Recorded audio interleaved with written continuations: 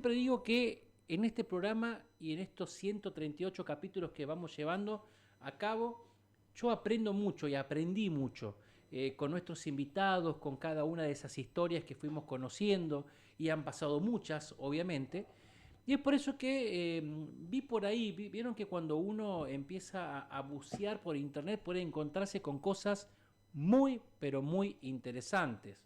Bueno, por aquí han pasado historiadores, ha pasado también Alejandro Lloca, el titular de Patrimonio Cultural, un hombre también muy relacionado con la historia y con el conocimiento de la provincia de Santiago del Estero, con hallazgos y, bueno, en reiteradas oportunidades hemos charlado con él y lo hemos tenido aquí en el programa.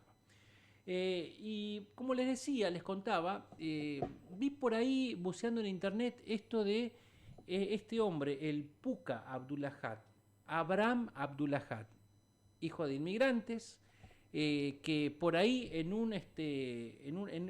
internet encontré el gobernador desconocido. Es por eso que hemos invitado, y la verdad quiero agradecer infinitamente la deferencia de haber aceptado la invitación al profesor licenciado en Historia y magíster en Ciencias Sociales por la Universidad Nacional de Santiago del Estero, Paulo Corbalán, a quien quiero agradecer infinitamente de estar aquí con nosotros. Paulo, bienvenido, buenas noches. ¿Qué tal? Buenas noches, Víctor. Bueno, antes que nada, muchas gracias por la invitación y por el espacio. Bueno, noche fría, Paulo, ¿sí? Sí, Pero, bastante, la verdad. bastante. Pero bueno, vamos a charlar un poco sobre esto que además también hemos desglosado un artículo suyo que está incluido en una revista de divulgación que habla sobre Abraham Abdulahad. ¿Quién fue Abraham Abdulahad? Bien, más que nada ese tipo de información tiene origen en un artículo que escribí hace no mucho tiempo y que fue publicado en la revista Cifra de la Facultad de Humanidades de la Universidad Nacional de Santiago del Estero. El título original era La izquierda peronista bajo el liderazgo de Abraham Abdulahad. Como vos bien lo decías, hacemos referencia a un personaje, la verdad, muy, muy poco conocido en la escena política santiagueña en general y en el peronismo en particular. Y que lo primero que podemos decir fue un médico. Médico cirujano, médico obstetra, perteneciente a una familia de origen sirio que llegó a principios del siglo pasado a Santiago y que se logró destacar no solo en el ambiente político, sino también en el ámbito de la salud pública, como te decía, porque fue jefe de maternidad del Hospital Independencia, médico rural, profesor ad honorem de la Cruz Roja, y también, como dato de color, fue el fundador de lo que hoy se conoce, o lo que fue en alguna vez, mejor dicho, el Sanatorio Modelo, hoy Sanatorio Alberdi. Aquí, en el Barrio Él, Alberdi. Ajá. exactamente, él fue el fundador, se lo adquirió al inmueble a la familia Santucho y bueno, también era renombrado. También logró destacarse en el ambiente deportivo, más precisamente en el básquet, siendo durante varios periodos presidente del Club Estudiantes Unidos y luego presidente de la Federación Santiagueña de Básquetbol. O sea, una persona, digamos, muy reconocida en la sociedad santiagueña, todo lo que fue la década de los 50 y principios de los 60. Y es justamente ahí, a mediados de los 50, que él decide incursionar en la política partidaria, atraído bueno, por las ideas del peronismo, donde se afilia durante el gobierno de Francisco Javier González. Pero su protagonismo va a cobrar vigencia luego del golpe de Estado de 1955 que derrocó a Perón, ¿no? Un hombre muy identificado con el general Juan Domingo Perón, ¿no? Es más, creo que fue designado como referente del partido aquí en Santiago del Estero, ¿puede ser? Sí, exactamente. A ver, como para contextualizar un poquito el clima de época, eh, evidentemente no podemos negar a figuras que estaban con mucho tiempo de anticipación anteriores a Abdulahad, como el caso obviamente de Carlos Juárez o del gobernador González. ¿Qué pasaba durante ese momento con estas personas? Bueno, la mayoría de ellos habían sido detenidos por Ujú. la dictadura, algunos de ellos se habían exiliado y el peronismo santiagueño se encontraba disperso. Algunos, como Juárez, incluso tenían una mala relación de esa época ya con Perón. Y quien empieza a cobrar notoriedad y protagonismo va a ser justamente Abraham Abdulahad, que en poco tiempo va a ir reuniéndose con el propio Perón, va a ir ganando confianza de Perón y termina siendo designado el jefe de la resistencia peronista a partir de 1955, desplazando a Francisco López Bustos, y luego, obviamente en un marco no oficial ni legal, debido a la proscripción que pesaba sobre el peronismo, es designado presidente del Partido Justicialista. Ese va a ser el comienzo, digamos, del protagonismo de Abdullah durante todo este periodo de finales de la década de los 50 y principios de los 60, donde ya va consolidando todo su liderazgo, digamos, durante ese periodo del peronismo santiagueño. Claro, cuando lo ungen presidente del Partido Justicialista en Santiago, ese fue el trampolín, lo catapulta para lo que sería una carrera brillante en lo político. Exactamente, porque contaba con el pleno apoyo obviamente del general Perón, que estaba en ese exilio, y de las autoridades partidarias nacionales, que era el Consejo Supervisor y Coordinador del Peronismo, que era básicamente el que avalaba y designaba a las autoridades partidarias en cada provincia. Y esto iba a ser un trampolín para Abdullah, porque el contexto iba a ir cambiando, sobre todo a partir del 58 en adelante, cuando asume la presidencia Arturo Frondizi. Porque en virtud de un pacto que había con Perón, en el cual Perón apoyaba la candidatura de Frondizi a cambio de que una vez llegado al poder, levante la proscripción sobre el peronismo y le permitiese participar activamente en la política.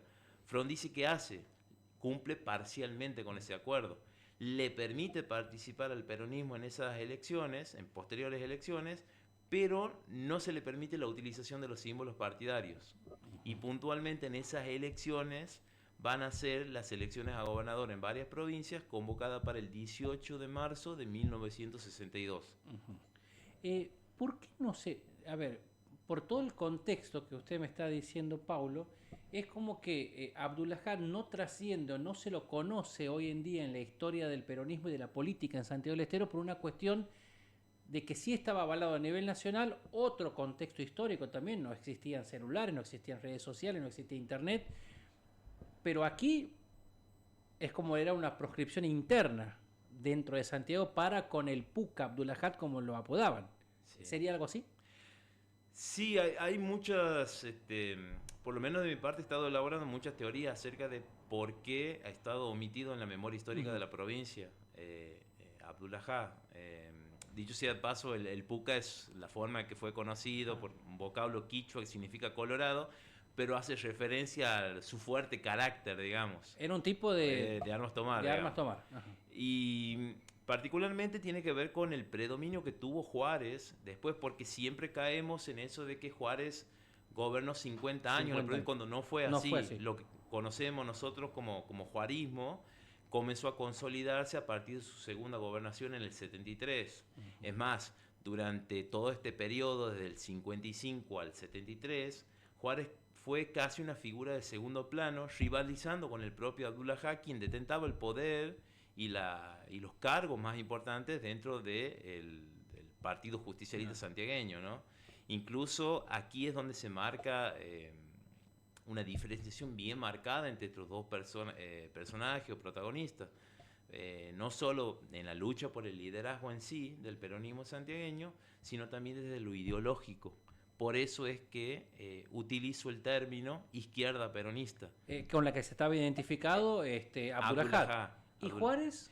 Y ahí está justamente la diferencia entre ambos. ¿Qué entendemos nosotros por izquierda peronista? Es un término relativamente nuevo que se viene estudiando desde finales de los 70 en la Argentina y principios de los 80, que sirve para designar aquel sector del peronismo en el cual se identifica con algunas ideas de la izquierda tradicional, del marxismo, admiración hacia la revolución cubana y hacia la figura del Che Guevara, y también la característica muy particular, que es un reconocimiento irrestricto al liderazgo de Perón, incuestionable, no se lo cuestiona.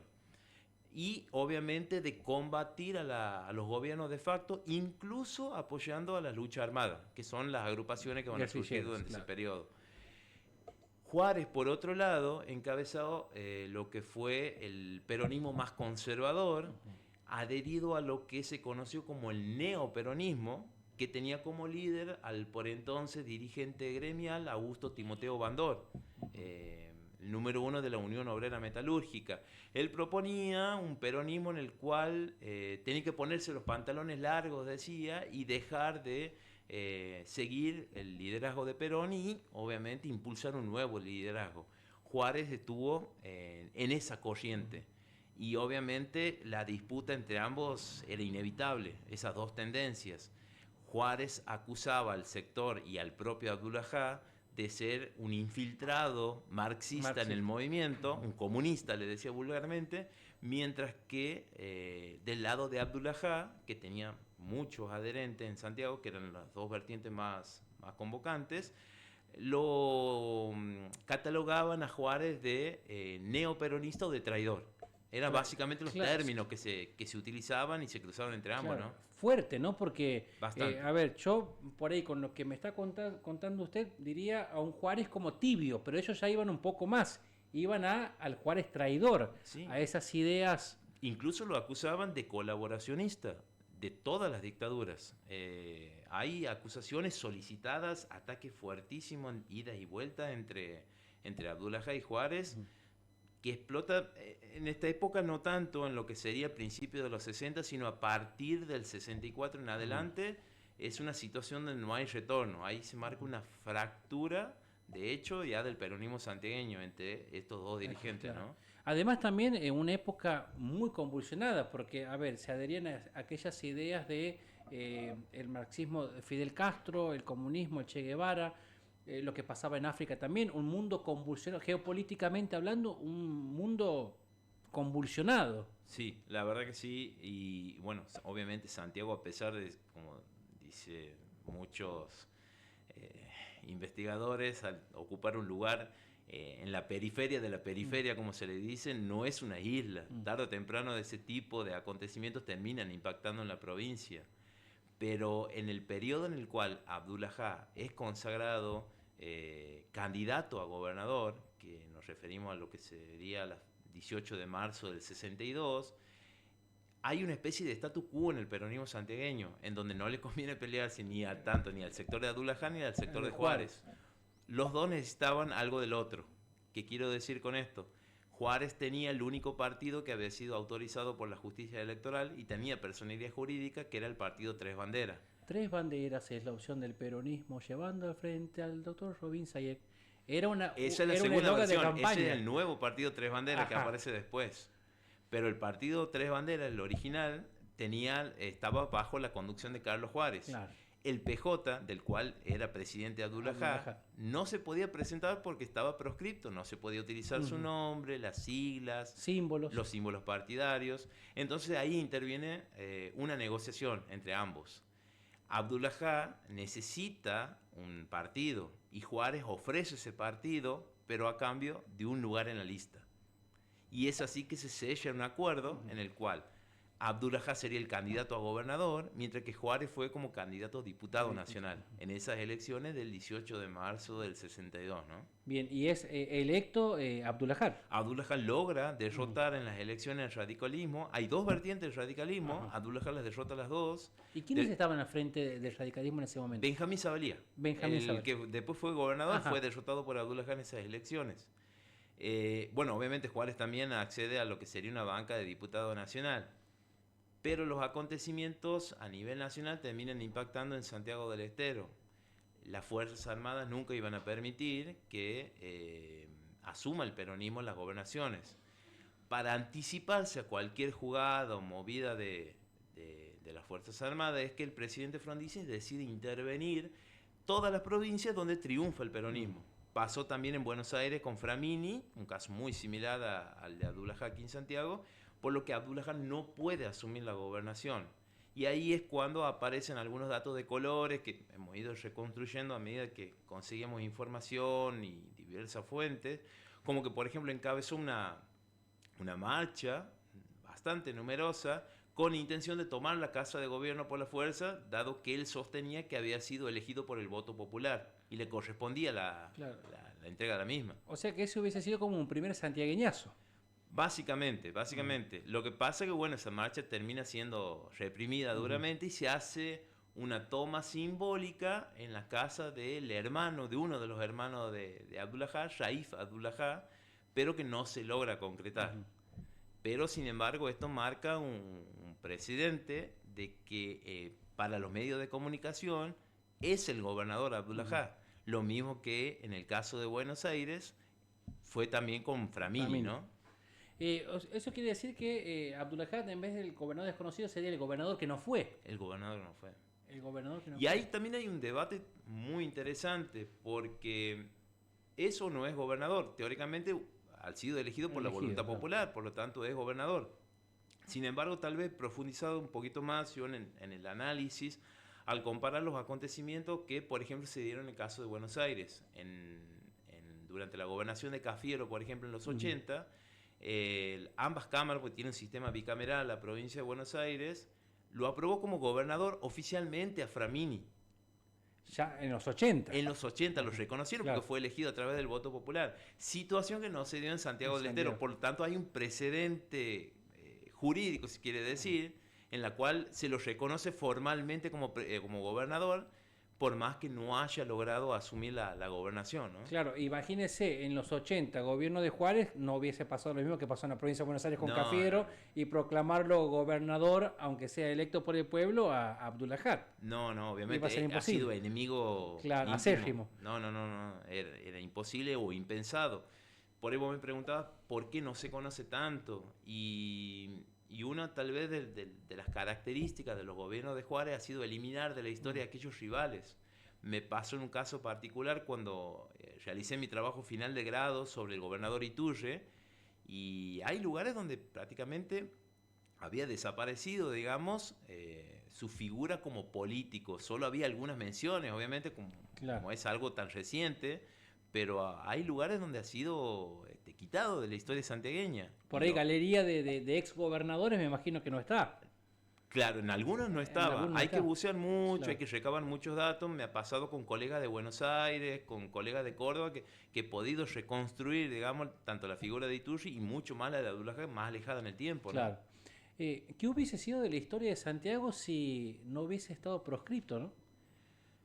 Y la verdad es difícil pensar. Ajá. Por ahí para nosotros, los historiadores, tengo que referirme por ahí siempre a nuestra guía, que es la doctora María Mercedes Tenti, una reconocida historiadora, que dice que no podemos analizar el que hubiese pasado. Nosotros hablamos sobre hechos concretos. Claro. Lamentablemente por ahí es muy tentador para nosotros Sí. a verlo. Ustedes van con cuestiones más tangentes o tangibles. Exactamente. Por ahí con los Tangibles. datos concretos, trabajamos en base a eso y podemos hacer diferentes teorías en base a eso. Lo que pasa es que la figura de Abdul-Lahad trasciende el hecho no solo de la gobernación en sí, sino el peso nacional que llegó a tener incluso. Abdul-Lahad fue uno de los pocos dirigentes peronistas que derrotó a Juárez en una interna, por ejemplo, que se dio 2 años después, en el 64. Y consolidó un espacio bastante exitoso para lo que sería la época. No es fácil desplazar a una figura con tan peso político o tan reconocido como Carlos Juárez. Y creo que en mayor o menor medida Abdul-Lahad lo logró. Es más, en el 73 he podido recabar varios medios de comunicación, semanario Primera Plana, de circulación nacional, los diarios de la época como La Hora o el Liberal aquí en Santiago del Estero, que cuando había algún tipo de manifestación, de discusiones políticas, antes de las elecciones del 73, todos miraban a Abdul-Lahad como el próximo gobernador. Cosa que por un una compleja rosca política del 73 no se llega a dar. Claro, viste, hoy se habla mucho de la rosca política. Y si vamos un poco más, Abdul-Lahad era parte del Círculo Rojo, la Mesa Chica, atendía el teléfono rojo de Perón. Sí, yo he podido reconstruir algunos datos. Obviamente he tenido la suerte y la colaboración y la amabilidad de su hija, una reconocida profesional de la salud, la doctora Lucía Abdul-Lahad, que me facilitó material inédito. En sus agendas están el teléfono mismo de Gaspar Campos, la casa de Perón, donde paraba Perón, de Rigui, de todos los funcionarios nacionales, de Cámpora. O sea, una conexión con la primera plana del peronismo nacional. ¿Usted tuvo oportunidad de tomar contacto con esa agenda de Abdul-Lahad? Exactamente, lo he ido publicando por parte porque es tanto el material que por ahí me desbordaba. He podido hacer una primera parte, digamos, lo que ha sido este artículo, y después ir publicando de a poco, porque la verdad es tanto el material, incluso viajes del Puka Abdullaha a Cuba, episodios de colores como el Puka Abdullaha agarrándose a golpes de puño en la Cámara de Diputados con otros legisladores, haciéndole honor a su fuerte carácter. Ajá. ¿En la Cámara de Diputados cuando funcionaba en lo que era el Teatro 25 o No, tenía no, otro no, lugar? en la Cámara de Diputados A nivel nacional. nacional. Era un episodio en la cual, después de las elecciones del 65, elecciones legislativas, se presentan Juárez y Abdullaha. Ambos van, pero cada uno va a diferente sector. Juárez va para el lado de los neoperonistas, liderados por Bandor, mientras que Abdullaha va o se encolumna al sector de los leales o los isabelistas, les decían en esa época, Ajá. en honor a la Por esposa Isabel. de Perón. Y ahí es cuando se debatían diferentes proyectos. Abdullaha era acusado muchas veces por el sector de los neos, Claro. de comunistas, y también por sectores radicales que lo acusaban de trotskista, porque proponía un cambio en cuanto al régimen de tierras, ideas muy favorables a la reforma agraria, y en esas discusiones un diputado entrerriano de apellido Solari le grita trotskista. Y él se enfurece y salta de la banca y se agarran a golpes de puño. Un episodio que tiene mucha repercusión, pero que aquí, con el correr del tiempo, se ha perdido en la memoria popular. Pero está en el semanario Primera Plana, está en los testimonios, digamos, de varios militantes radicales y algunos escritos de la época, ¿no? Un tipo temperamental. Muy temperamental. ¿Y qué dice su hija? ¿Cuántos hijos tiene? Tiene una sola hija, como te decía, la doctora Lucía Abdullaha. Y bueno, ella me pasó, la verdad, información que uno no me hubiese podido imaginar nunca. Por ahí, desde el costado íntimo y personal, yo he tomado contacto con este trabajo por el hecho de que, bueno, mi tío, el hermano de mi papá, nos comentaba que militó durante su juventud para el Puka Abdullaha, pero nunca teníamos idea, ni siquiera había una foto. Con eso te digo todo, no había una forma de familiarizarme con la figura. Por eso tal vez a los investigadores de historia como nosotros nos llama la atención algo que no se conoce. Claro. Y ese fue el motivo, digamos, el atractivo para investigar sobre el Puka. ¿Y cómo fue ese momento de ir, como dicen los chicos hoy, encarar a Lucía Abdullaha? Hola, soy el magíster en historia, licenciado en historia tanto, quiero hacer, estoy a punto de presentar mi tesis. ¿Cómo fue ese momento? Bueno, ha sido, la verdad, muy curioso. Ajá. Y muy accidentado, por así decirlo, porque encima fue durante el contexto de la pandemia, en 2020. Imagínate, ha sido en el breve momento donde se permitió la salida, que la pude contactar por intermedio de otra persona que me pasó el número, y la doctora amablemente me recibió. Y la verdad ahí ha sido cuando he empezado, digamos, a poder reconstruir. Era un rompecabezas al cual le faltaban muchísimas piezas. Y la doctora, con sus valiosos archivos personales, me terminó de completar ese rompecabezas. Por ejemplo, no sé, fotos inéditas de ver por primera vez a Carlos Juárez y a Abdullaha en la misma foto con Isabel Perón. Claro. O sea, fotos inéditas, información inédita, como por ejemplo conversaciones de que el Puka Abdullaha solía ir a Cuba en la plena época donde recién se estaba consolidando la revolución, para entrevistarse con John William Cook. O sea, cosas increíbles, digamos, que nunca hubiese podido reconstruir si tenía acceso a los archivos tradicionales, por así decirlo, ¿no?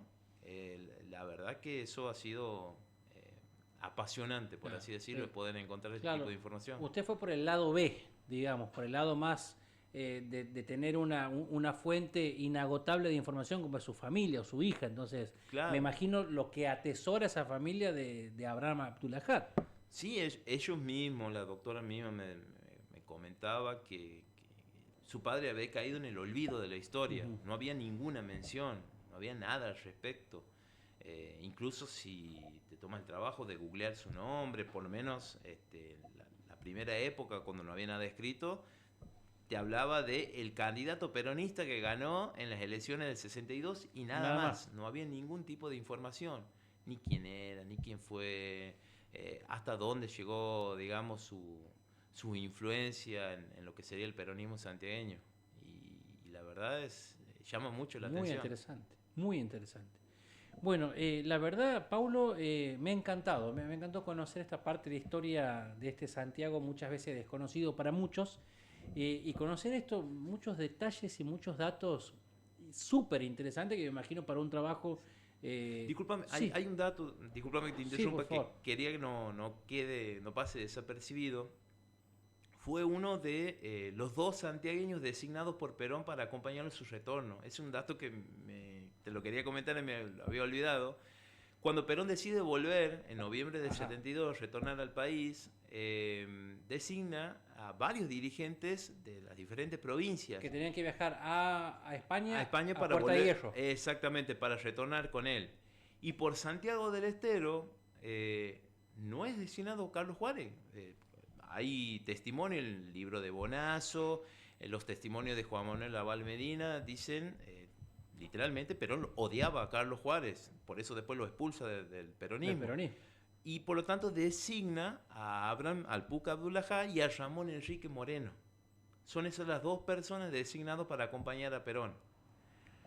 Ese es el dato de color que por ahí no está muy conocido, pero incluso hay un documento interno, están las publicaciones mismas del Partido Justicialista a nivel nacional con las dos personas designadas para acompañarlo a Perón por Santiago del Estero. En su regreso. En su regreso, lo que sería el primer regreso de Perón. Que fue la comisión que vuelve de Puerta de Hierro con Perón y llegan a Ezeiza, donde todos conocemos la masacre. Exactamente, todos los líderes del peronismo de todas las provincias, por Santiago del Estero va Abdullahá, que digamos que es reconocido como el líder del peronismo santiagueño para Perón. Súper, esa anécdota fabulosa. No, hay muchos datos de color. Perón tenía que apadrinar a un niño de un gremialista de la banda, por ejemplo, y obviamente como estaba en el exilio estaba impedido, que era el séptimo hijo varón. Claro. Y Perón manda una carta, un gremialista del sindicato de panaderos de apellido Carmona, de la banda, manda una carta, un documento, por varios intermediarios, en el cual designa al Puca Abdullahá que sea el padrino de ese niño en representación de Perón. Es un documento incluso firmado por las autoridades partidarias nacionales y después por las autoridades partidarias provinciales en la época que en el interregno donde el Puca Abdullahá no era el presidente del PJ. Claro. O sea, son muchas, digamos, las señales que avalan a Abdullahá como líder del PJ en esa época, ¿no? Me quedo con el líder del PJ de esa época y el odio que tenía Perón para con Juárez. Sí, la verdad es un dato que muy pocos conocen, pero era cierto, digamos, por las actitudes que tuvo Juárez durante los 60 y los 70. Fue expulsado, hay un documento que circula y que se hizo público, que Juárez es expulsado en 1972 por inconducta partidaria y por deslealtad. Por no obedecer a Perón, claro, porque Perón no lo había designado candidato a gobernador en el 73 y Juárez no acepta la orden. Perón no quería que haya un enfrentamiento entre Abdullahá y Juárez, claro, y designa un candidato intermedio, que en ese momento fue López Bustos. La diferencia entre Abdullahá y Juárez fue que Abdullahá decide obedecer a Perón y Juárez no, decide presentarse desobedeciendo, digamos. El niño rebelde. Exactamente. Es, digamos, algo que ya venía desde mucho antes, pero se lo explicita y abiertamente lo enfrenta a Perón, digamos, en el 73. La verdad, súper interesante. Y quiero comprometerlo, Paulo, para otras entrevistas más y empezar a conocer sobre esto que muchas veces uno desconoce, que es parte de la historia, la esencia de nuestra provincia. Así que la verdad quiero agradecerle infinitamente. No, por favor. Gracias a ustedes por la invitación. Muchísimas gracias, muy amable. Bueno, te veo, te gustó la nota y estuviste atenta en esta entrevista y en la anterior. Me gusta. ¿Hay algunos comentarios en nuestro canal de streaming? ¿Alguien que le haya interesado? Después lo vamos a ver. La verdad yo he quedado sorprendido e impactado por la historia de Abraham el Puca Abdullahá, el gobernador que no fue. ¿Sí? Le agradecemos a Paulo Corbalán, profesor, licenciado en Historia, magíster por la Universidad Nacional de Santiago del Estero, por estos minutos que no han parecido absolutamente nada, pero que nos ha enriquecido, y como digo siempre, este programa me permite a mí particularmente aprender, y mucho, gracias a nuestros invitados. Vamos a hacer una breve